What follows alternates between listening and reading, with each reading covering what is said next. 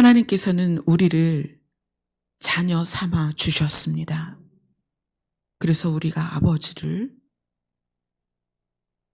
이 땅에서 육신의 아버지를 얻기도 하였지만 이제 참 아버지가 되시는 하나님을 아버지라 부르며 예배를 드리기를 원합니다.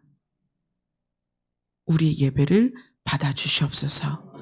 예수님 이름으로 기도드리옵나이다. 아멘. 오늘 본문 말씀은 히브리서에서 보도록 하겠습니다. 히브리서 12장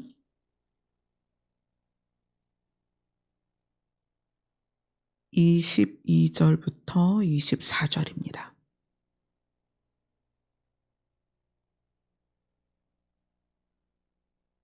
히브리서 12장 22절부터 24절 같이 읽겠습니다. 시작. 그러나 너희가 이른 곳은 시온산과 살아계신 하나님의 도성인 하늘의 예루살렘과 천만 천사와 하늘에 기록된 장자들의 모임과 교회와 만민의 심판자이신 하나님과 및 온전하게 된 의인의 영들과 새 언약의 중보자이신 예수와 및 아벨의 피보다 더 나은 것을 말하는 뿌리인 피니라. 아멘. 우리는 올 한 해 십자가와 예수 그리스도를 함께 나누면서 우리가 예수님께서 이끌어 가고자 하는 방향, 그다음에 예수님이 우리를 이끌어 가고자 하는 장소, 그다음에 예수님이 우리를 이끌어 가고자 하는 목적, 이것을 계속 나누고 있어요. 히브리서는 우리에게 오늘 본문에 보니까 너희가 이른 곳은 이렇게 얘기해요. 여기가 너희가 이른 곳에서 이르다라는 것은 다다른 곳, 너희가 도착하는 곳, 너희가 마침내 도달할 곳, 그것에 대한 장소에 대한 이야기예요.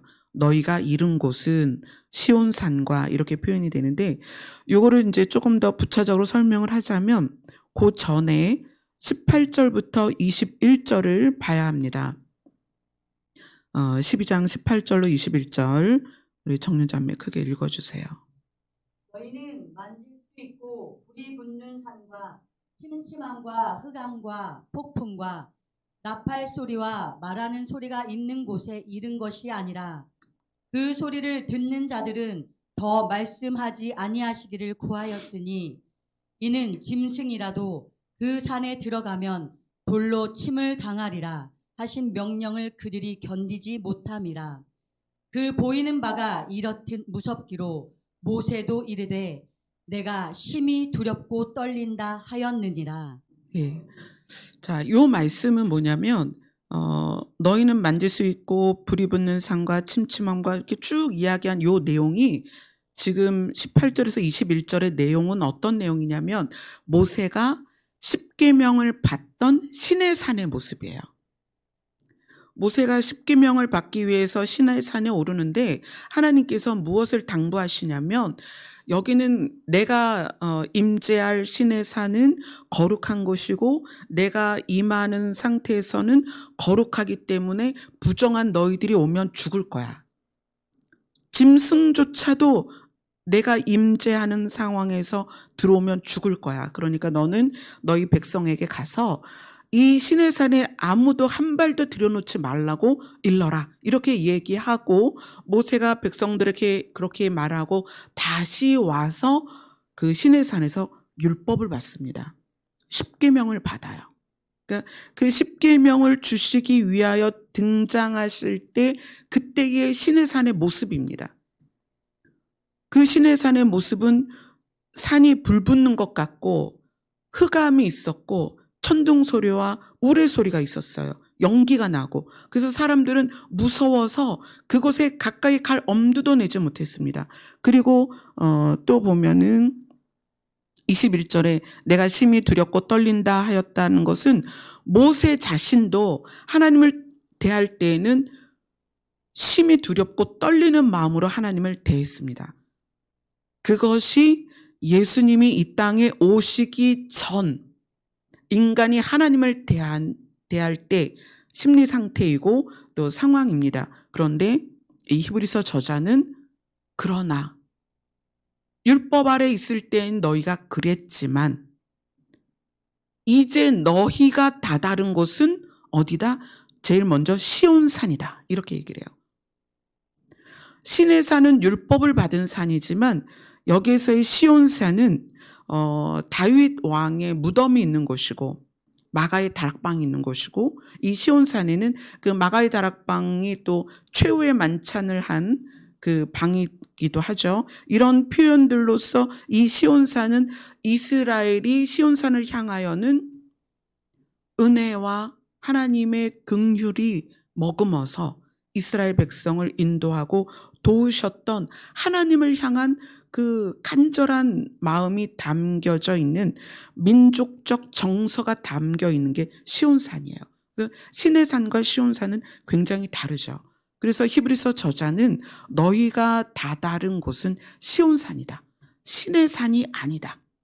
율법을 통하여 심판에 이르는 것이 아니라 너희는 은혜를 통하여 구원에 이르는 것이다. 이렇게 이야기를 시작을 합니다. 그리고 너희가 다다른 곳은 살아계신 하나님의 도성인 하늘의 예루살렘이다.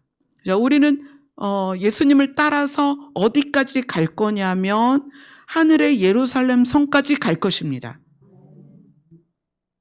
우리의 걸음의 목적지와 우리가 도착해야 될 장소에 대한 개념을 여러분들이 분명히 가지셔야 돼요. 그래야 우리가 방향을 잃거나 우리 안에 목적 의식이 사라지거나 그러지 않습니다. 우리가 도착하는 곳은 은혜의 시온산이고 우리가 도착하는 곳은 하늘의 예루살렘 성입니다. 그리고 거기에는 천만 천사가 함께 있을 것이고요. 그리고 그곳의 특징에 대해서 하늘에 기록된 장자들의 모임이다 이렇게 표현을 해요. 그 외에도 이제 교회다. 만민의 심판자이신 하나님과 온전하게 된 의인의 영들이 있다. 또 중보자이신 예수가 있고 그 다음에 예수님이 뿌리신 피가 있는 곳이다. 이렇게 쭉 설명을 하는데 오늘 저는 하늘에 기록된 장자들의 모임이라는 이 특수한 이야기, 이거는 사실 다른 곳엔 나오지 않아요. 이 장자들의 모임이라는 것은 히브리서에만 나와요. 그러면 이 히브리 저자는 하나님이 계신 하나님의 나라에 대하여 어떤 특별한 표현을 했는데 이것이 장자들의 모임이라는 거예요. 하늘에 기록된 장자들의 모임. 저는 이 장자들의 모임에 대한 그 깨달음 또는 해석을 2012년에 받았어요. 그러니까 지금이 22년이니까 벌써 10년 전이죠. 그래서 그때부터 저희들이 교회에서 중보 기도를 할 때 정식으로는 2016년부터 장자들의 중보 기도회가 시작이 됐어요. 그리고 그 전에도 이제 이 장자들의 모임에 대한 의미를 알고 나서 우리는 그때 2012년에 청년부가 처음 조직될 때 청년부 모임을 중보기도 모임으로 가졌어요. 그러니까 청년들이 모여서 뭐 성경을 배우고 연구하고 뭔가 프로그램을 하고 그게 아니라 우리 청년들의 모임은 중보기도회다. 그래서 2012년부터 청년들의 모임을 중보기도로 시작해서 2016년에는 토요일 날 2시에 독립적으로 장자들의 중보기도회 이렇게 이름을 붙여서 중보기도가 시작이 됐어요. 그래서 이 하늘에 기록된 장자들의 모임이 교회를 다니는 우리에게는 또 하나님을 아버지라고 부르는 우리에게는 굉장히 중요한 모임이에요. 그래서 이것에 대한 의미를 우리가 봐야 됩니다. 히브리서 1장으로 가볼게요. 히브리서 1장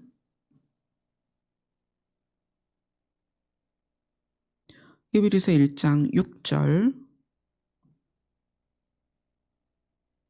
같이 읽겠습니다. 시작. 또 그가 맏아들을 이끌어 세상에 다시 들어오게 하실 때에 하나님의 모든 천사들은 그에게 경배할지어다 말씀하시며. 자, 히브리서 저자가 하나님이 맏아들을 이끌어 세상에 다시 들어오게 하실 때, 자, 이 다시라는 표현이 있어요. 다시라는 표현은 어떤 상황이 반복된다는 의미죠. 그러면 하나님이 맏아들을 이끌어 세상에 보내셨는데 그 아들을 다시 세상에 들어오게 하신다. 지금 반복되는 거예요. 이것은 예수님이 초림하시는 것과 재림하시는 것을 말씀하는 거예요. 하나님이 자기의 맏아들을 처음에 2000년 전에 이 땅에 오게 하셨고 그 다음에 그 맏아들을 이끌어 세상에 다시 들어오게 하실 것이다. 자, 예수님을 이 히브리서 저자는 맏아들이다 이렇게 표현을 했어요. 자, 예수님을 맏아들이라고 표현한 곳이 또 있습니다. 로마서로 갑니다. 로마서 8장 29절입니다.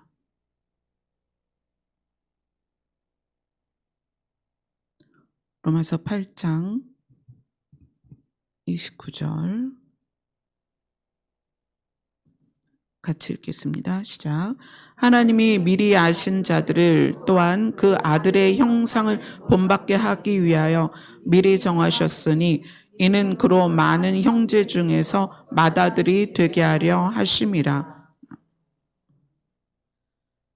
하나님의 아들의 형상을 본받게 하기 위하여 하나님이 아들을 이 땅에 보내셨고 우리가 그 아들을 본받는 과정을 이 땅에서 살아가는데 그 아들에 대해서 뭐라고 하시냐면 맏아들이다.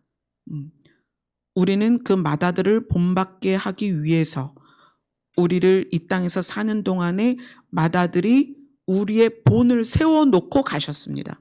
그리고 우리는 맏아들의 본을 받는 것이 이 땅에서의 삶의 모습입니다. 자, 그러면 예수님을 맏아들로 이렇게 표현을 했다면 하늘에 기록된 장자들의 모임에 어떤 모임이 모여졌을 때 그 장자들의 모임의 그 리더가 누구일까요? 예수님이죠.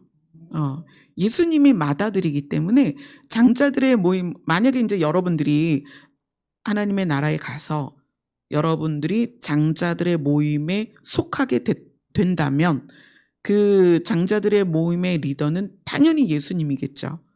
너무 신나지 않아요? 예수님이 리더가 되고 우리는 그 모임의 일원이 되는 거예요.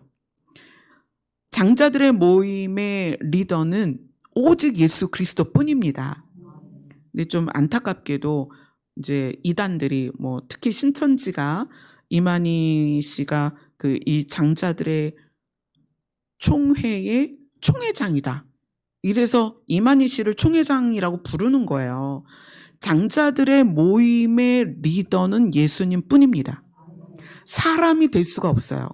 왜냐하면 신이 맏아들로 오셔서 맏아들의 본을 보이고 가셨어요. 그분이 다시 오실 것입니다.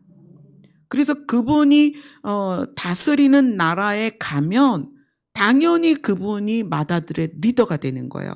그래서 혹시 여러분이 이 땅에서 사는 동안에 이 장자들의 모임의 리더다 내가 그러면서 조직을 꾸리고 리더십을 발휘하는 사람이 있다면 여러분 따라가면 안 됩니다.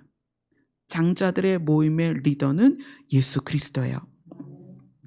자, 그러면 이제 예수님이 맏아들로서 장자가 되신 것에 대하여 이스라엘이 우리에게 본보기로 어떤 자가 맏아들이 될 수 있는가를 이스라엘의 역사 안에서 자세히 보여줍니다.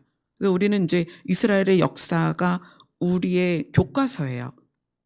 자, 이제 우리는 맏아들의 모임인 장자들의 모임에 들어가야 되는데 여기 계신 분들이 딸들도 있잖아요. 그리고 둘째, 셋째, 넷째 우리의 그 자녀로서의 자리가 첫째가 아닌 사람들이 많단 말이에요. 그래도 우리는 장자가 될 수 있습니다. 예수님이 우리에게 본을 보이셨고 마다들의 리더가 되셨기 때문에 우리도 그 장자들의 모임에 들어가야 돼요. 그래서 성경 안에서 본을 한번 보도록 하겠습니다. 자, 우리 본문이 히브리서에 있으니까 히브리서에서 우선 볼게요. 히브리서 12장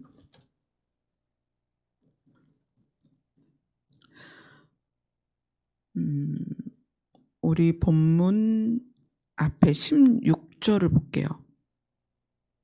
16절 17절 같이 읽겠습니다. 시작. 음행하는 자와 혹 한 그릇 음식을 위하여 장자의 명분을 판 에서와 같이 망령된 자가 없도록 살피라. 너희가 아는 바와 같이 그가 그 후에 축복을 이어받으려고 눈물을 흘리며 구하되 버림바가 되어 회개할 기회를 얻지 못하였느니라. 자, 히브리서 저자는 예수님을 맏아들이라고 표현을 했고 하늘에 기록된 장자들의 모임이 있다라고 우리에게 아주 새로운 사실을 알려줍니다.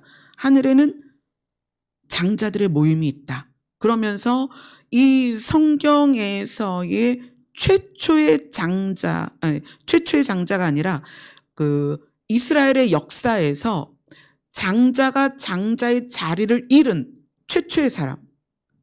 이스라엘의 역사를 시작할 때는 아브라함의 하나님, 그 다음에 이삭의 하나님, 그 다음에 야곱의 하나님 이렇게 하잖아요. 야곱이 첫째가 아니거든요. 첫째가 누구예요? 에서였단 말이에요.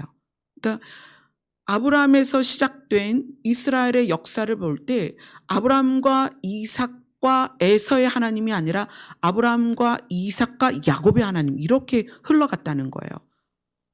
이삭은 에서와 야곱이라는 두 아들을 낳습니다. 그것도 쌍둥이로 낳아요. 두 아들을 동시에 낳으면서 에서가 먼저 나왔기 때문에 형이 됩니다. 그런데 이 형인 에서가 자기 장자의 명분을 어떻게 했다? 팥죽 한 그릇에 팔아버렸다. 가볍게 여겼다. 그래서 이스라엘의 그 장자의 흐름이 그때부터 이제 바뀌는 거예요. 아브라함과 이삭과 에서의 하나님이 아니라 아브라함과 이삭과 야곱의 하나님으로 흐름이 바뀝니다.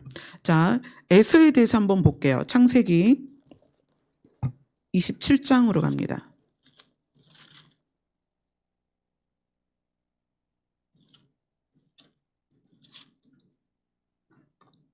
창세기 27장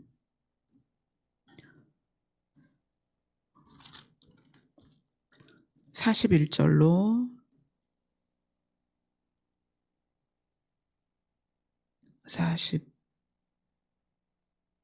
42절입니다. 이때는 이제 에서와 야곱이 이제 아버지로부터 아버지 이삭이 이제 죽을 때가 되니까 아들들에게 축복 기도를 해주고 싶었어요. 근데 맏아들인 에서에게 축복 기도를 해주고 싶었는데 이삭이 먼저 그 축복 기도를 빼앗아 가죠. 그리고 나서의 에서의 심리 상태가 나옵니다. 41절, 42절 같이 읽습니다. 시작. 그의 아버지가 야곱에게 축복한 그 축복으로 말미암아 에서가 야곱을 미워하여 심중에 이르기를 아버지를 곡할 때가 가까웠은즉 내가 내 아우 야곱을 죽이리라 하였더니 맏아들 에서의 이 말이 리브가에게 들림에 이에 사람을 보내어 작은 아들 야곱을 불러 그에게 이르되 내 형 에서가 너를 죽여 그 한을 풀려 하니. 자, 이 맏아들 에서는 이미 자기가 장자의 명분을 가지고 있다는 장자라는 것에 대한 개념을 가지고 있지 않았어요. 내가 장자다. 그래서 장자는 하나님이 아브라함과 이삭에게 약속한 것을 장자에게 물려줄 거라는 것에 대한 개념도 없었습니다. 그래서 이 에서에 대한 기록을 보면 이제 영문으로 기록된 어떤 부분에서는 이런 표현을 해요. 하나님을 생각하지 않는 자였다. 에서는. 그러니까 아브라함으로부터 이삭으로부터 그 믿음의 유산을 물려받아야 되는 장자의 위치에서 가장 중요한 하나님에 대한 개념, 신을 향한 믿음, 이것을 물려받기를 스스로 거절했다는 거예요. 그러니까 장자인 아브라함이 장자인 에서가 하나님을 생각하지 않았다는 것은 아버지로부터 물려받아야 될 것에 가장 중요한 것을 거절한 거예요. 그러한 에서가 어떤 심리 상태를 갖고 있어요? 동생이 아버지로부터 축복 기도를 받은 것을 보고 그 마음이 내가 내 아우 야곱을 어떻게 하리라? 죽이리라. 그의 심리 상태가 말로 표현이 됐는데 엄마가 그 말을 들었다는 거예요. 그럼 어떻게 말을 했다는 거예요? 화가 나서 엄마가 어디에 있었는지는 모르겠지만 엄마 귀에 들릴 정도로 그 화를 폭발해냈다는 거예요. 그것이 주변 사람들에게 들려져서 그 말을 리브가에게 들리도록 했는지 아니면 리브가 귀로 직접 들었는지는 모르지만 엄마가 들을 수 있을 정도로 내가 내 동생을 죽여버릴 거야 라는 심리 상태가 겉으로 표현이 됐다는 거예요. 그래서 하나님을 향한, 신을 향한 개념이 없었던, 신을 생각하지 않고 있었던 그 에서의 장자라는 자리가 어디로 흘렀다? 야곱으로 흘렀다.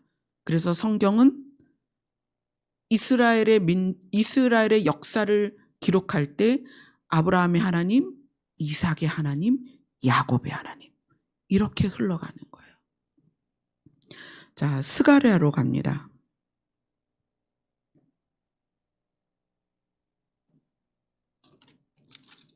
스가랴 12장입니다.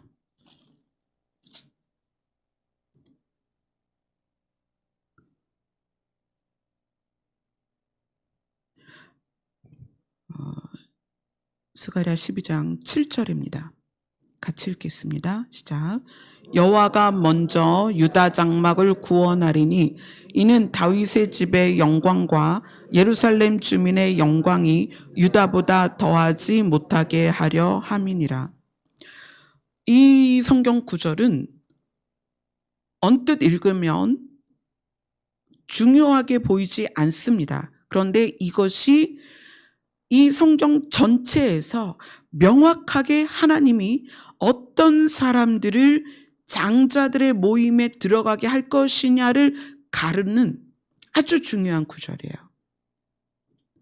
아주 평범하잖아요. 여호와가 먼저 유다 장막을 구원하리니 이는 다윗의 집의 영광과 예루살렘 주민의 영광이 유다보다 더하지 못하게 하려 함이라. 자, 스가랴서에는 하나님께서 어떻게 심판하실 것인가가 굉장히 잘 나타나 있습니다. 스가랴서 13장, 우리가 지금 스가랴서 12장을 봤죠. 13장 1절부터 9절까지 같이 읽겠습니다. 시작. 그날의 죄와 더러움을 씻는 셈이 다윗의 족속과 예루살렘 주민을 위하여 열리리라. 만군의 여호와가 말하노라. 그날에 내가 우상의 이름을 이 땅에서 끊어서 기억도 되지 못하게 할 것이며 거짓 선지자와 더러운 귀신을 이 땅에서 떠나게 할 것이라. 사람이 아직도 예언할 것 같으면 그 낳은 부모가 그에게 이르기를 내가 여호와의 이름을 빙자하여 거짓말을 하니 살지 못하리라 하고 낳은 부모가 그가 예언할 때 칼로 그를 찌르리라. 그날에 선지자들이 예언할 때에 그 환상을 갖기 부끄러워할 것이며 사람을 속이려고 토롭도 입지 아니할 것이며 말하기를 나는 선지자가 아니요 나는 농부라. 내가 어려서부터 사람의 종이 되어노라 할 것이요. 어떤 사람이 그에게 묻기를 내 두 팔 사이에 있는 상처는 어찌 됨이냐 하면 대답하기를 이는 나의 친구의 집에서 받은 상처라 하리라. 만군의 여호와가 말하노라. 칼아 깨어서 내 목자 내 짝된 자를 치라. 목자를 치면 양이 흩어지려니와 작은 자들 위에 내가 내 손을 들이우리라. 여호와가 말하노라. 이 온 땅에서 3분의 1은 멸망하고 3분의 1은 거기 남으리니 내가 그 3분의 1을 불 가운데 던져 은같이 연단하며 금같이 시험할 것이라. 그들이 내 이름을 부르르니 내가 들을 것이며 나는 말하기를 이는 내 백성이라 할 것이요 그들은 말하기를 여호와는 내 하나님이시라 하리라. 예수 그리스도로 말미암아 우리가 구원받기까지 이 과정 안에 반드시 하나님께서 심판하는 과정이 있고 연단하는 과정이 있습니다. 불같이 연단하는 과정이 있는데 그러한 심판과 연단하는 과정에서 스가랴가 말하는 거예요. 그날에 그 연단하고 불같이 심판하시는 그 날에 하나님께서는 누구를 먼저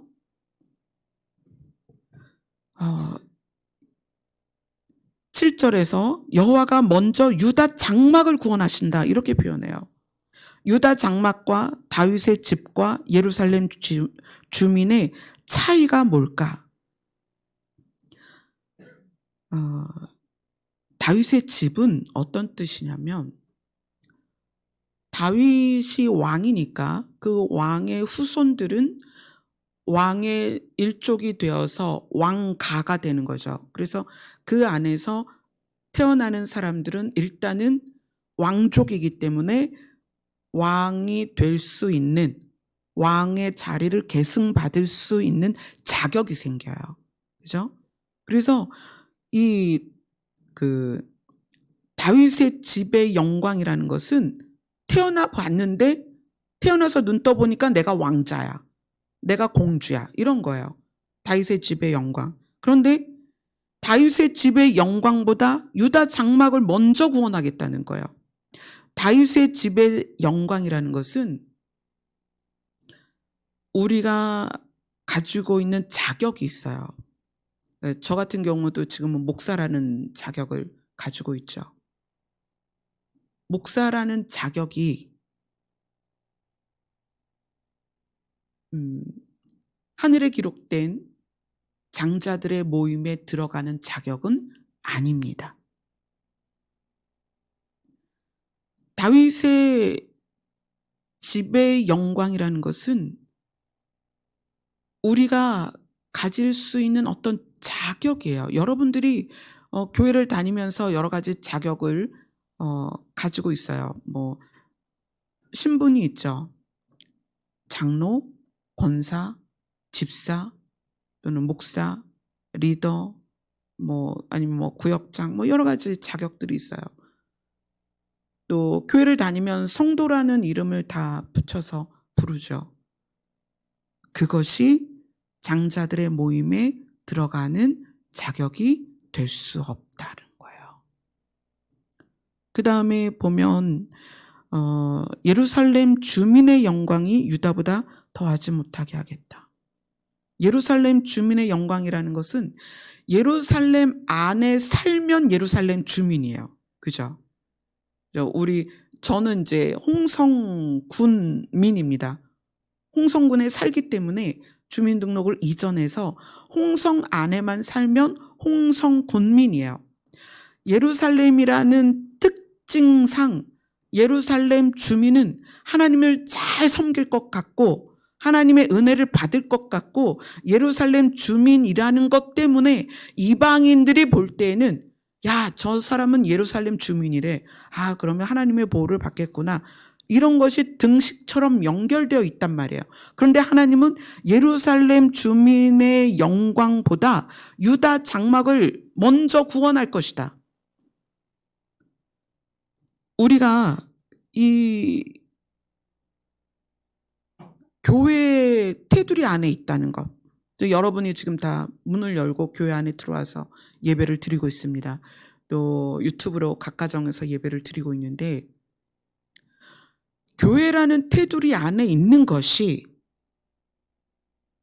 하늘에 있는 장자들의 모임에 들어가는 자격이 아니라는 거예요. 예루살렘 주민은 그 동네에서 살기만 하면, 주민등록을 예루살렘에 옮기면 예루살렘 주민이 됩니다. 여기 계신 분들은 지금 교회에 와서 예배를 드리기 때문에 교인이에요.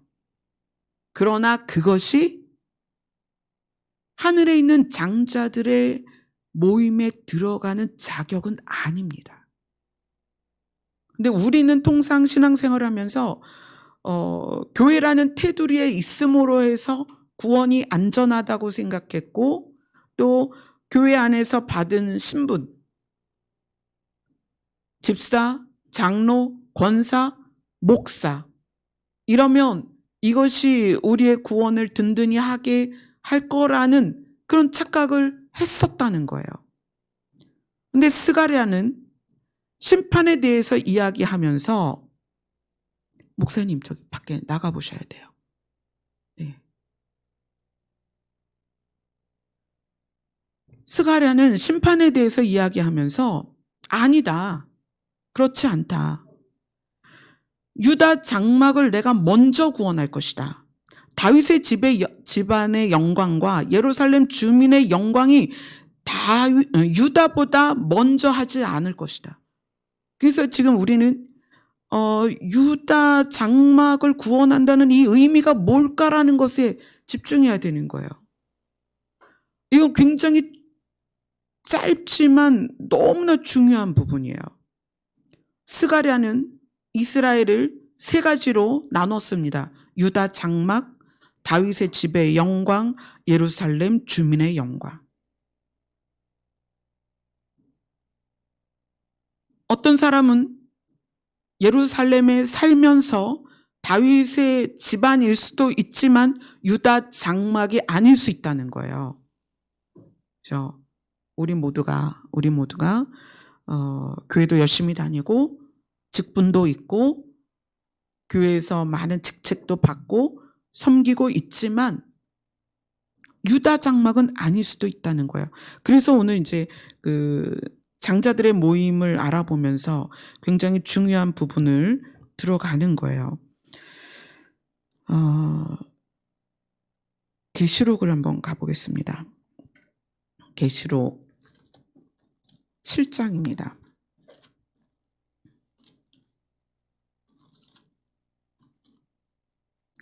요한계시록 7장.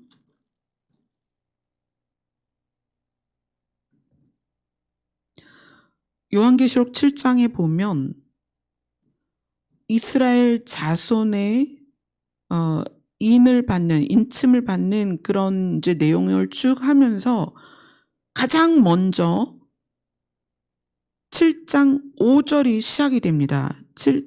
계시록 7장 5절 같이 읽습니다. 시작.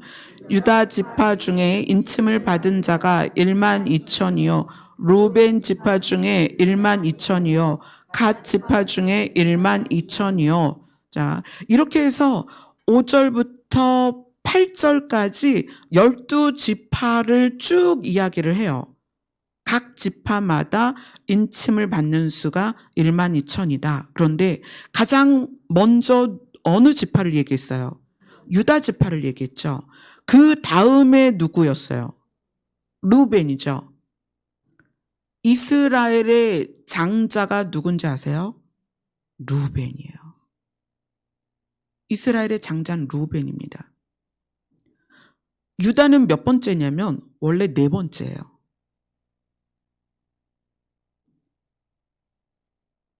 그걸 한번 볼까요? 저기 창세기 49장으로 갑니다.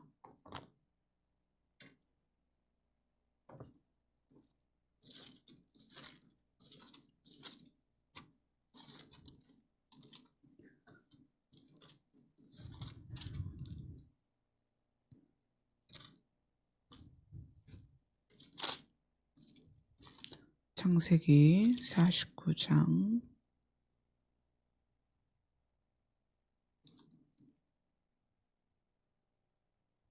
이제 야곱이 죽기 전에 이제 아들들에게 유언을 하는 장면이에요. 3절 49장 3절 같이 있습니다. 시작. 루벤아 너는 내 장자여 내 능력이요 내 기력의 시작이라. 위풍이 월등하고 권능이 탁월하다마는. 자, 거기 3절을 보면 야곱이 아브라함과 이삭과 에서로 간 게 아니라 아브라함과 이삭과 둘째 야곱으로 해서 그 계보가 흐르죠. 그 야곱이 죽기 전에 유언을 하는데 누구를 장자라고 불러요? 루벤아 너는 내 장자다. 이렇게 얘기를 해요. 그 다음에 이제 둘째, 셋째가 누구냐면 5절입니다. 이 장자에 대한 이야기라고 5절 같이 읽습니다. 시작. 시몬과 레위는 형제여 그들의 칼은 폭력의 도구로다. 둘째와 셋째는 누구냐면 둘째가 시므온이고 셋째가 레위입니다. 그리고 나서 8절 같이 읽습니다. 시작. 유다야 너는 내 형제의 찬송이 될지라. 내 손이 내 원수의 목을 잡을 것이요 내 아버지의 아들들이 내 앞에 절하리로다. 계시록에서는 그 12지파를 이야기할 때 유다를 가장 먼저 이야기를 하고 그 다음에 루벤이 나오죠. 그런데 원래 창세기 가장 먼저 그 12지파에 대한 거론이 있을 때 누가 첫째였냐면 루벤이 첫째였다는 거예요. 그 다음에 시므온과 레위가 있었고 그 다음이 유다였어요. 그런데 그것이 바뀌죠. 자, 왜 바뀌냐면 그 루벤은 자기 아버지의 첩을 범합니다. 그래서 그것을 이제 그 창세기 49장 4절에 보면 내가 아버지의 침상에 올라 더럽혔음이로다 그가 내 침상에 올랐었도다. 이렇게 얘기하면서 그 첫째 아들의 죄를 드러내죠. 그리고 시몬과 레위는 그들의 칼은 폭력의 도구로다. 이 시몬과 레위는 칼로서 그 사람을 죽이거나 강탈하는 것에 대해서 다른 부분에 또 나와요. 그 굉장히 그래서 아버지인 야곱이 이 시몬과 레위 때문에 굉장히 많이 그 속상한 그런 아들들이에요. 그리고 나서 이제 유다가 나오는데 이 넷째 유다에 대해서 너는 내 형제의 찬송이 될 것이다. 이렇게 유언을 합니다. 근데 이 유언이 그냥 유언으로 끝나는 게 아니라 그들의 삶에 그들이 그대로 그렇게 드러나요. 한번 볼게요. 창세기 42장으로 갑니다.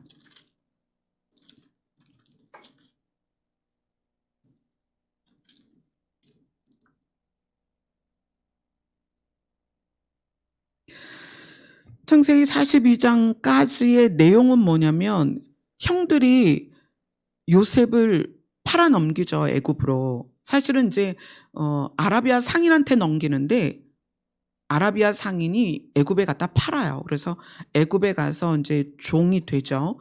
요셉이 애굽에 가서 종이 됐다가 감옥에 갔다가 나중에 총리가 돼요. 근데 총리가 된 상황에서 가뭄이 7년 동안 오니까 이 이스라엘 그 아버지인 야곱과 그 형제들이 굶어 죽게 되는 상황이 와요. 그래서 그들이 이제 양식을 얻으러 애굽으로 오는데 애굽의 총리가 요셉인 걸 모릅니다. 모르고 형제들이 와요. 그래서 이 요셉이 형들이 온 것을 보고 어떻게 하면 자기 집안이 전부 이 애굽으로 올 수가 있을까라고 생각을 하고 이제 꾀를 내서 여러 가지 이제 형들이 막내 동생까지 부모까지 다 데리고 올 수 있는 그 꾀를 냅니다. 그 꾀를 내는 과정에서 42장 37절을 한번 보세요. 지금 요셉을 잃어버린 야곱이 막내 베냐민을 굉장히 아낍니다. 베냐민도 잃을까 봐 굉장히 아끼는데 이제 요셉이 베냐민을 데려오라 이렇게 이야기를 해요. 그러니까 이제 형들이 아버지 야곱에게 가서 베냐민을 데려가야 양식을 얻을 수 있는데 베냐민을 생명처럼 생각하는 아버지 야곱을 설득하는 과정이에요. 아버지, 베냐민을 데려가야 우리가 양식을 얻고 양식을 얻어야 우리가 살 수 있습니다. 그런데 그 설득하는 과정에서 르우벤이 뭐라고 얘기하냐면 37절을 같이 읽겠습니다. 시작. 르우벤이 그의 아버지에게 말하여 이르되 내가 그를 아버지께로 데리고 오지 아니하거든 내 두 아들을 죽이소서 그를 내 손에 맡기소서 내가 그를 아버지께로 데리고 돌아오리이다. 이 이야기는 르우벤이 베냐민을 데리고 가야만 양식을 얻을 수 있고 또 이 일이 해결이 되는데 아버지가 베냐민을 줄 것 같지가 않은 거예요. 그러니까 이제 아버지를 설득하는데 아버지 내가 베냐민 데리고 가서 양식을 얻어가지고 베냐민을 아버지 품에 다시 데리고 오겠습니다. 만약에 내가 베냐민을 못 데리고 오면 내 두 아들을 차라리 죽이세요. 그래서 베냐민을 데리고 갔다가 데리고 오는 조건으로 두 아들을 걸은 거예요. 반드시 내가 베냐민을 무사히 데리고 오겠습니다라고 약속을 하는 거예요. 그러니까 이제 야곱은 요셉을 잃었기 때문에 베냐민을 또 잃을까봐 이제 마음이 힘든 거예요. 자, 그런데 거기에서 43장 창세기 43장 8절로 9절을 같이 읽겠습니다. 시작. 유다가 그의 아버지 이스라엘에게 이르되 저 아이를 나와 함께 보내시면 우리가 곧 가리니 그러면 우리와 아버지와 우리 어린 아이들이 다 살고 죽지 아니하리이다. 내가 그를 위하여 담보가 되오리니 아버지께서 내 손에서 그를 찾으소서. 내가 만일 그를 아버지께 데려다가 아버지 앞에 두지 아니하면 내가 영원히 죄를 지리이다. 베냐민을 요셉에게 데려가야 되는 상황에서 두 형의 그 아버지를 향한 약속이죠. 선포예요. 내가 이 막내 베냐민을 데리고 갔다가 양식을 얻어서 베냐민을 무사히 데려오겠습니다. 근데 첫째인 르우벤은 뭐라고 얘기하냐면 내 두 아들을 걸겠습니다. 내가 내 두 아들을 걸고 반드시 베냐민을 꼭 데리고 오겠습니다. 그랬는데 유다는 뭐라고 말하냐면 나를 걸겠습니다. 나를 걸고 약속을 하겠습니다. 내가 베냐민을 데리고 가서 양식을 얻어서 베냐민과 함께 와서 그래서 우리와 아버지와 우리 어린아이들이 다 살 수 있도록 살고 죽지 아니하리이다. 나를 담보로 하겠습니다. 내가 만약에 그 일을 이루지 못하면 나를 죽여주시옵소서. 아버지께 그렇게 얘기를 해요. 그래서 신명기에 가면 순서가 바뀌어요. 처음에는 이제 르우벤이 첫째고 유다가 넷째였잖아요. 신명기에서 모세가 축복하는 장면이 나오는데 그 모세의 축복에서는 유다가 두 번째가 돼요. 그래서 르우벤이 첫 번째고 그 다음에 유다가 두 번째가 돼요. 그런데 나중에 가서 계시록에서는 누가 첫째가 돼요? 유다가 첫째가 돼요. 그럼 장자들의 모임에 12지파 중에 누가 가 있겠어요? 유다가 들어가 있죠. 이 역사를 통해서 이 스가랴가 그래서 그것을 이야기를 하는 거예요. 마지막에 심판이 있을 것인데 유다 족속을 먼저 구원해서 그 심판에 있지 않게 할 거다. 있는 곳에서 내가 가지고 있는 자격이 장자들의 모임에 들어가는 자격은 아니다. 어떻게 돼야 된다? 유다 같아야 된다. 사실 갈렙, 여러분이 여호수아와 갈렙을 잘 아시죠?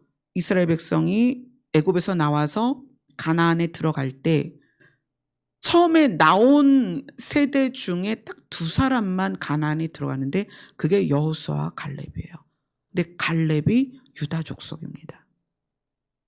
그리고 그 장자인 유다 족속 중에 누가 있냐면 예수님이 유다 족속에 있다는 거예요. 근데 한번 생각해 봅시다. 예수님이 아버지의 유전자를 받았을까요? 못 받았을까요? 자, 성경에서 예수님이 어떻게 태어났다고 그래요? 성령으로 잉태됐다. 성령으로 잉태됐다는 것은 육신의 아버지인 요셉의 유전자가 있다는 거예요? 없다는 거예요? 없다는 거죠. 그죠? 자, 그러면 예수님은 어떻게 유다 족속일까요? 아버지의 유전자가 없는데? 그래서 예수님의 족보를 두 군데서 말을 하고 있죠. 마태복음하고 누가복음에서 예수님의 족보를 알려주고 있습니다. 근데 이 두 족보가 내용을 보면 사람의 이름이 전혀 달라요.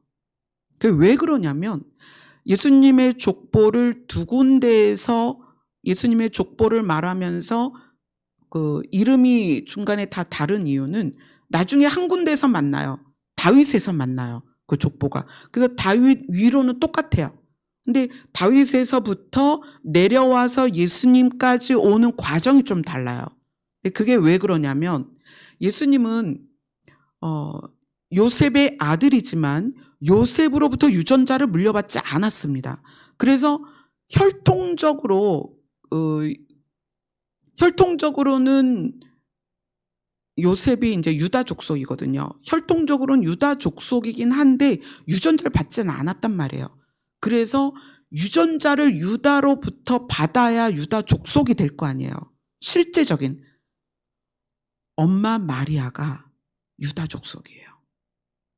그래서 그 예수님의 계보는 한쪽은 혈통적으로 이제 그 육신의 아버지인 요셉이 유다 족속이라는 것이 나오고, 그 다음에 유전자를 유다로부터 물려받은 거는 어머니의 계보에서 볼 수가 있어요. 어머니의 계보가 나중에 다윗까지 가고 아버지 요셉의 계보가 나중에 다윗까지 올라가서 만나요. 그래서 예수님은 혈통적으로도 유전자적으로도 아주 정확하게 유다 족속입니다. 우리가 예수님과 또 이 유다를 통해서 예수님이 우리에게 본을 보이신 것은 우리를 위하여 생명을 내어주는 사랑의 본을 보이셨어요. 그리고 그 사랑의 본을 보이는 생명을 내어주는 본을 이스라엘의 역사 안에 유다로부터 그 본을 보입니다. 그리고 나서 하나님이 그 출생의 장자가 아니라 생명을 내어주는 그 마음의 본을 보인 유다를 장자로 삼아요. 그래서 그 장자가 된 유다의 이름이 계시록에 나옵니다. 그런데 오늘 히브리서에 나와 있는 하늘의 이름이 기록된 장자들의 모임은 예수님의 본을 따라간 자들만 이름이 올라갑니다. 그리고 그들에 대하여 뭐라고 말하냐면 스가랴서는 그들을 먼저 구원할 것이다. 아멘. 무엇을 피하여? 불같은 연단을 피하여서. 아멘. 우리는 지금 주님이 맏아들로서 다시 오실 그 시간을 기다리고 있어요. 다시 오실 맏아들을 기다리고 있는데 스가랴서는 그런 불같은 연단에서 유다 족속이 먼저 구원을 받을 거라는 거예요. 성경은 너희가 환난을 피하고 내 앞에 서기를 하나님이 얼마나 원하시는지 그 마음을 표현하고 있습니다. 우리는 환난을 이기고 환난을 피하여 주님 앞에 서야 할 사람들입니다. 근데 그들이 누구다? 예수님을 본받아 맏아들을 본받아 따라가는 신부들이어야 하고 그들이 모인 모임을 장자들의 모임이다. 이렇게 표현을 하고 있어요. 그래서 그런 장자들의 모임을 또 성경은 처음 익은 열매다, 이렇게 표현을 해요. 예수님은 첫 열매고 우리는 처음 익은 열매예요. 물론 그 첫 열매, 처음 익은 열매, 이거를 혼용해서 쓰기도 하지만 명확하게 뜻을 가르면 예수님은 첫 열매입니다. 마다들 중에 마다들이라는 거예요. 그리고 우리는 그 마다들의 본을 받아서 본을 따라서 익어가는 처음 익은 열매가 되는 거예요. 그것을 스가랴서는 유다 족속이다, 이렇게 얘기를 해요. 그리고 히브리서에서는 그것을 장자들의 모임이다, 하늘의 이름이 기록된 장자들의 모임이다. 우리가 이 땅에서 교회를 다닌 그 세월이 얼마나 많아요. 저는 여러분들이 매주 교회를 나오기 위해서 아침에 분주하게 준비하잖아요. 거리가 먼 분들은 더 아침 일찍, 우리 구리팀은 보통 요즘 8시에 출발하시나요? 그러면은 얼마나 더 일찍 교회를 오시기 위해서 준비를 하시겠어요. 근데 우리가 그런 나의 노력과 또 많은 분들이 또 교회에서 헌신을 하잖아요. 헌신을 하는 것과 이런 것이 무엇을 목적으로 하고 있는가를 늘 생각해야 된다는 거예요. 그래서 우리는 본질에 있어서 예수 그리스도의 본을 받아야 되는데, 예수님이 친구를 위하여 생명을 버리면 그보다 더 좋은 친구는 없다, 그러면서 예수님이 내가 너희의 친구다. 오늘 이 이스라엘의 역사 안에서의 유다가 넷째로 태어났지만 계시록에서 장자로 기록된 이유가 뭐다? 베냐민을 위하여 자기의 목숨을 걸었어요. 아버지, 이 막내를 반드시 살려서 데리고 오겠습니다. 그러지 못하면 내 목숨을 바치겠습니다. 이것이 우리 안에 이론이나 개념으로 있어서는 안 돼요. 이것이 진짜로 우리의 삶이어야 되는 거예요. 에서를 히브리서에서 장자들의 모임을 이야기하기 전에 에서에 대한 기록을 하죠. 에서가 어떻게 했나요? 에서를 한번 볼까요? 다시 한번 창세기 27장입니다.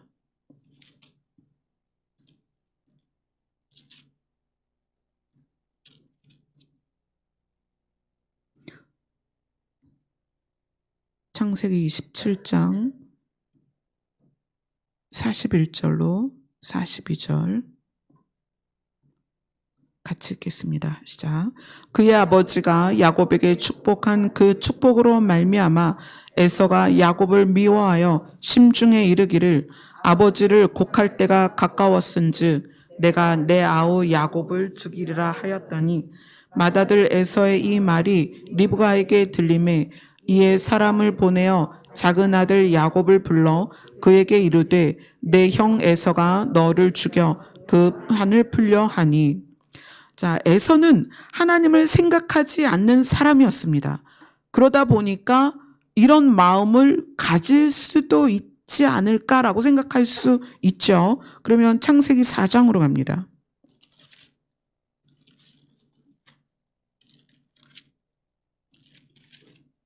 창세기 4장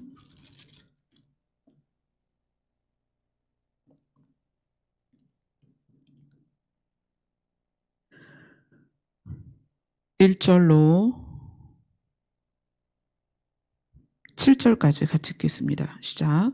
아담이 그의 아내 하와 동침함에 하와가 임신하여 가인을 낳고 이르되 내가 여호와로 말미암아 등남하였다 하니라. 그가 또 가인의 아우 아벨을 낳았는데 아벨은 양치는 자였고 가인은 농사하는 자였더라. 세월이 지난 후에 가인은 땅의 소산으로 제물을 삼아 여호와께 드렸고 아벨은 자기도 양의 첫 새끼와 그 기름으로 드렸더니 여호와께서 아벨과 그의 제물을 받으셨으나 가인과 그의 제물은 받지 아니하신지라. 가인이 몹시 분하여 안색이 변하니 여호와께서 가인에게 이르시되 내가 분하여 함은 어찌 됨이며 안색이 변함은 어찌 됨이냐. 내가 선을 행하면 어찌 낯을 들지 못하겠느냐. 선을 행하지 아니하면 죄가 문에 엎드려 있느니라. 죄가 너를 원하나 너는 죄를 다스릴지니라. 에서가 하나님을 생각하지 않는 사람으로서 동생이 아버지에게 복을 받은 것에 대하여 죽이고자 하는 마음만 갖고 있는 게 아니라 엄마의 귀에 들릴 정도로 그렇게 큰 소리를 냈다면, 여기에서의 가인이 맏아들이잖아요. 인류의 첫 맏아들입니다. 그죠? 아담은 태어나 보니까 이미 성인이었고 하나님께서 그를 직접 만드셨고, 가인은 아버지 아담으로부터 어머니 하와로부터 하나님의 그 에덴 동산과 창조와 하나님의 실제 하심을 얼마나 자세히 들었을까요? 그죠? 정말 그 인류 첫 맏아들로서 정말 리얼하게 아담으로부터 하나님의 이야기를 들었을 거예요. 그래서 가인은 하나님의 사랑을 받고 싶었습니다. 그래서 가인은 자기가 드린 예물과 자기의 제사를 하나님이 받으시길 원했다는 거예요. 에서하고는 좀 다르죠. 에서는 하나님을 생각하지 않던 사람이에요. 그러나 가인은 그렇지 않았습니다. 어머니, 아버지로부터 정말 리얼하게 하나님의 이야기를 들었고, 그래서 신이신 하나님에 대하여 사랑받고 싶고 자기의 제사를 하나님이 받으셨으면 좋겠다라는 생각을 가졌습니다. 그럼에도 불구하고 하나님이 아벨의 제사를 받으셨을 때 가인이 어떻게 했어요? 8절을 같이 읽겠습니다. 시작. 가인이 그의 아우 아벨에게 말하고 그들이 들에 있을 때에 가인이 그의 아우 아벨을 쳐 죽이니라. 근데 그 죽이는 행동까지 가기 전에 그 가인의 심리 상태가 어땠어요? 몹시 분하여 안색이 변했다. 얼굴이 울그락불그락 했겠죠? 하나님은 그것에 대해서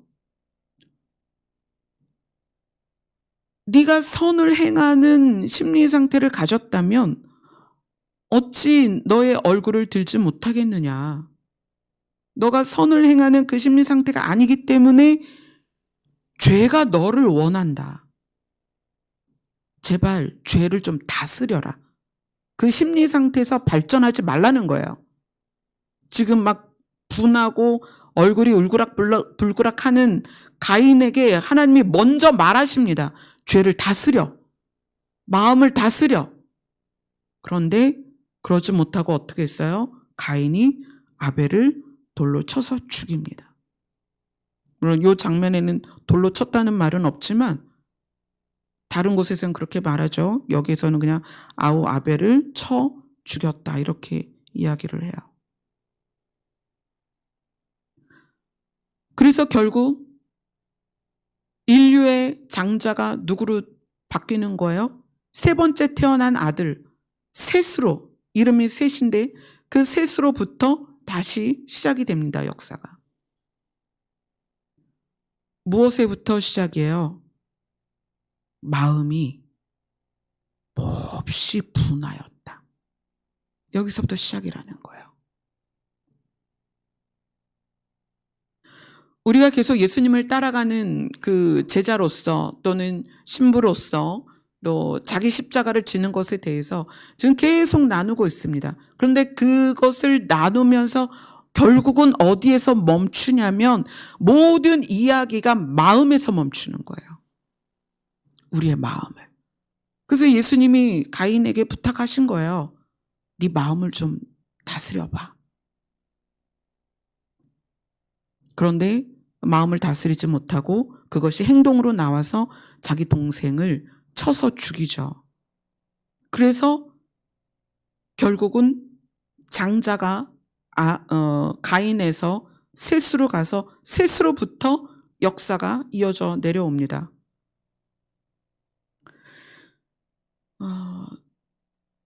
우리는 신앙생활을 정말 진지하게 해야 됩니다. 내가 하는 말, 내가 하는 행동, 나의 얼굴빛, 눈빛, 이 모든 것을 유념하여 자기 스스로를 돌아보셔야 돼요. 우리는 하나님의 나라에 세워놓으신 장자들의 모임에 들어가야 됩니다. 근데 그 장자들의 모임의 특징이 뭐냐면 스가랴에서 먼저 구원받을 것이다 라고 표현했어요. 우리가 휴거를 꿈꾸고 예수님이 다시 오실 때 환난을 이기는 자가 되기를 꿈꾼다면 그런 우리에게 너무나 중요한 내용이에요. 이 스가랴서가 말한 유다를 먼저 구원하겠다는 것이 우리에게 너무 중요한 내용이라는 거예요. 그래서 유다가 어떻게 넷째에서 장자가 됐느냐를 살펴봐야 되는 거고요. 예수님이 우리에게 보이신 게 무엇인지를 살펴봐야 되는데 그것이 행동으로 나오기 전에 무엇이 준비가 돼야 돼요? 마음이 준비가 돼야 돼요. 마음이. 그래서 예수님을 본받아 따라간다는 것은 우리의 행동을 교정하는 게 아닙니다. 행동의 교정은 훈련으로도 가능해요. 그러나 우리에게 중요한 것은 행동을 교정하는 것이 아니라 마음을 바꾸는 거예요. 아멘. 그래서 마음이 바뀌면 행동은 저절로 바뀐다. 근데 행동이 교정됐다고 해서 마음이 바뀌는 것은 아니다. 우리가 장자로 태어났다고 해서 장자가 되는 건 아니라는 거예요. 어떤 마음? 예수님의 마음을 가져야 장자가 된다는 거예요. 아멘. 그것이 스가랴서가 우리에게 주는 교훈이고 히브리서에서 말하는 그 하늘에 기록된 장자들의 모임을 우리에게 거론하는 이유는 명분이 결과를 만드는 건 아니라는 거예요. 우리가 교회에 다니고 오래 다녔고 목사까지 됐다고 해서 장자들의 모임에 들어갈 수 있는 건 아니라는 거예요. 그래서 이것이 여러분들에게 좀 더 심각하게 나를 돌아보고 내 생각과 내 마음의 색깔들을 돌아보고 내 생각 안에 어떤 그림들이 있는지를 좀 돌아보고 그래서 가인처럼 분냄이 있는지 억울함이 있는지 또는 에서처럼 분노가 있어서 누구를 향하고 있는지 이런 걸 좀 보자는 거예요. 우리의 행동은 너무나 능숙하게 교정됐습니다. 그래서 교회에 모이면 모두가 거룩해 보이고 모두가 점잖고 너무나 세련돼요. 근데 그걸로 장자들의 모임에 들어가는 게 아니라는 거예요.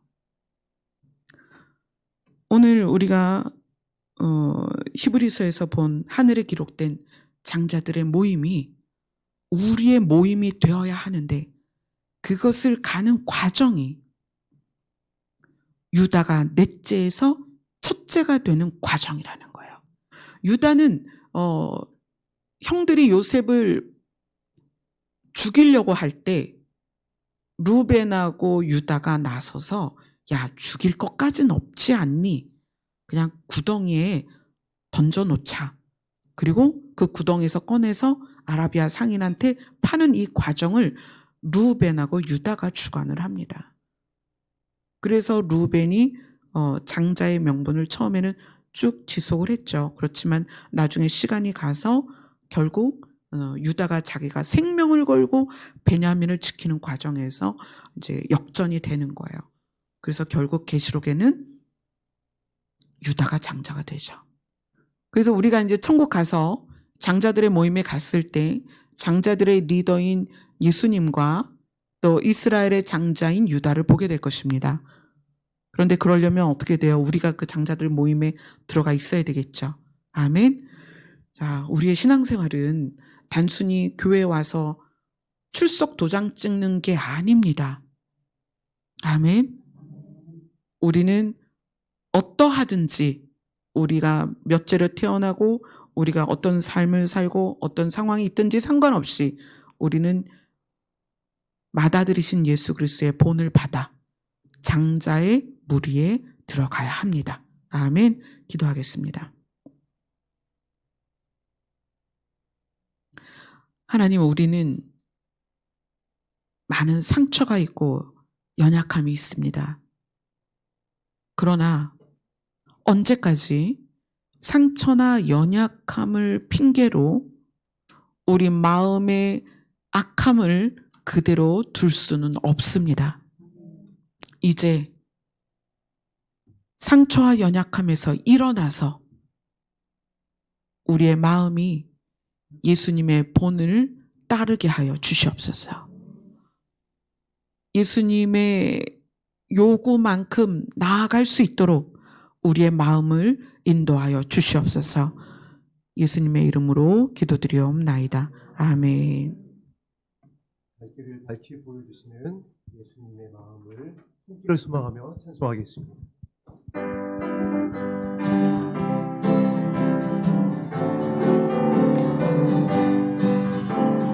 갈 길을 밝히 보이시니 주 앞에 빨리 나갑시다.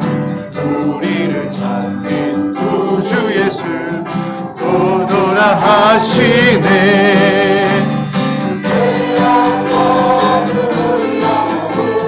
기뻐 뛰며 주를 보겠네. 하늘에 계신 주 예수는 영원히 성리리. 우리를 보라 하시는 말 기쁘게 듣고 순종하세. 구주를 믿기 지체 말고 속속히 나가세.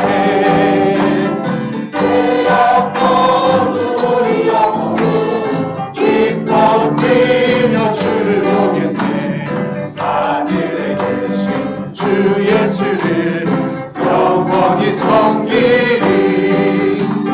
주 오늘 여기 계시오니 나와서 주의 말씀 드세. 잠들시로 죄악 벗은 우리 영혼이 기뻐 뛰며 주를 보겠네. 우리 힘있게 박수하며 찬송합니다. 갈 길을 밝히 보이시니 주 앞에 빨리 나갑시다. 우리를 찾는 구주 예수 오너라 하시네. 죄악 벗은 우리 영혼은 기뻐 뛰며 주를 보겠네.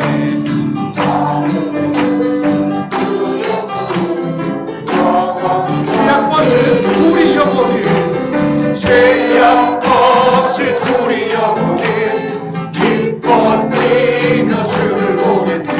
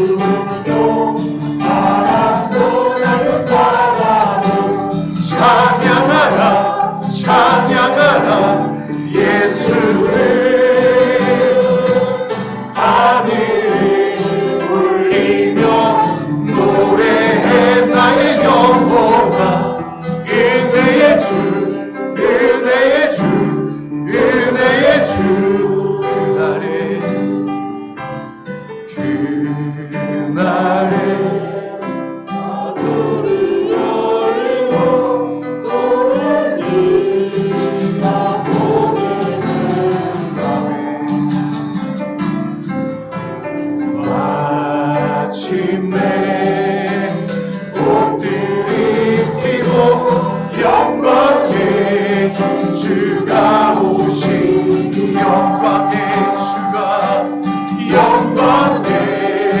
주가 오신 영광의 주가 오시리라.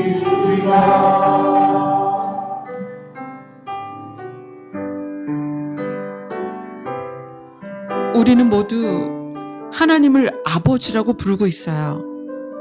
우리가 하나님을 아버지라고 부른다면 맏아들이신 예수님의 본을 받는 예수님의 형제가 되어야 됩니다.